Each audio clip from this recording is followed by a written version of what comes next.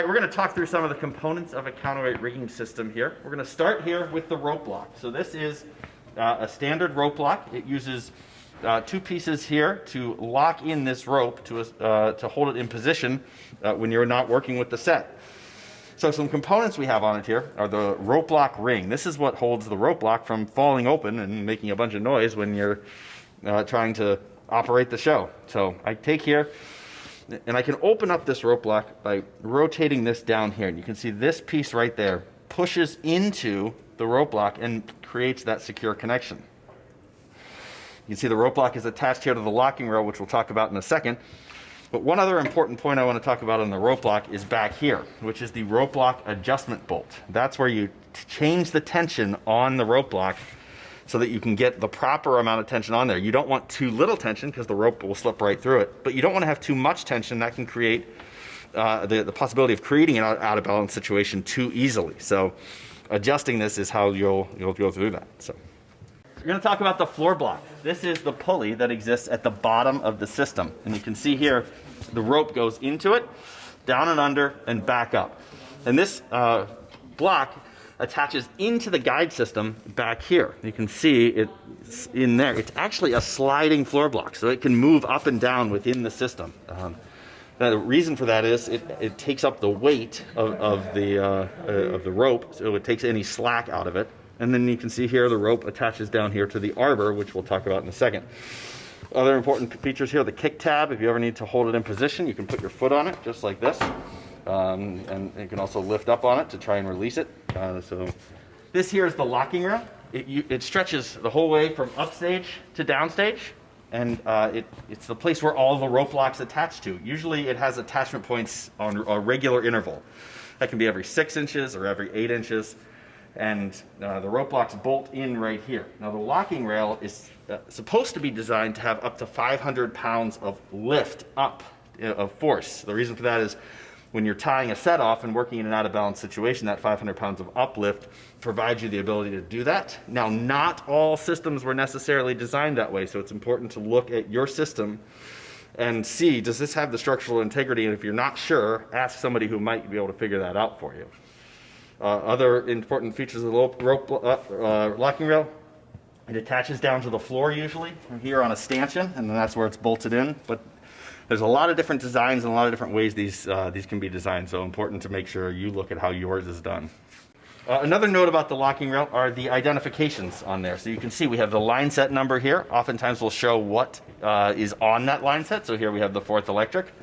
Other things you can do is mark out positions or how far upstage or downstage you are. Here we have a section where there's we don't want to use that because there's an obstruction. Lots of information we can convey here. We're just using gaff tape and Sharpie on this one, but you can also do that with index cards. A lot of sets have index cards built into it that you just slide them in.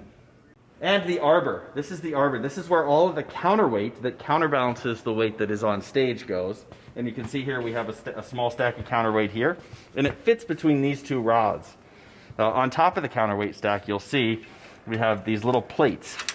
And these plates are designed to keep these rods in position. So we want to position these plates every 2 feet as we go up the locking rail. Now you'll see this one doesn't have enough plates to do that. Other arbors will, especially new arbors. If they don't, you can get replacements on those. And then you can see here how the counterweight can slide right in to lock in to the arbor there. We drop this down. And then we have what are called locking collars.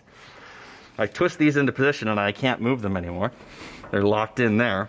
And then one other thing I'll point out here is the yellow paint on here. That is the pipe weight. That's the weight we never remove because that's what counterbalances the pipe itself that's overstaged. When we add additional weight, like we have on this set right here, we have non-pipe weight. So that's weight that's on top of the actual pipe.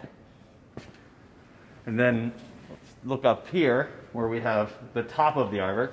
And you can see all of the shackles and the wire rope that goes up. That's the wire rope that goes up and the whole way around the system.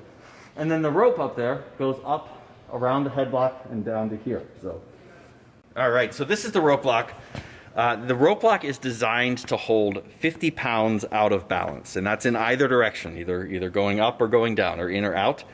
And the way it does that is there's a tensioning mechanism back here. And this bolt can be loosened and then this screw right here tightened to make this position change a little bit. But it's important that you keep tabs on how much this is able to hold. As the rope tends to wear, as the system gets older, that can change. So it's not always going to be the same as when you first installed it. Now, the way that you're going to set that tension is you're going to take this down and you're going to unlock the set. You're going to take the arbor just a little bit off of the stop batten down there. You're going to take the spreader plates up and add approximately 50 pounds of counterweight on top of the pipe weight. And that 50 pounds of counterweight, you'll have to calculate that based on your size counterweight. It's different for everybody with a number of bricks. Once you have it on, close it back in, lock these off, and then loosen this and start to adjust. Open it up a little bit until it just barely starts to slip. When the rope starts to slip, tighten it off a tiny bit, and then tighten the locking bolt back down. And that's what will give you your 50 pounds. When you're done, bring this back down to the stop rail, and then remove that extra 50 pounds of counterweight so that you're back in balance.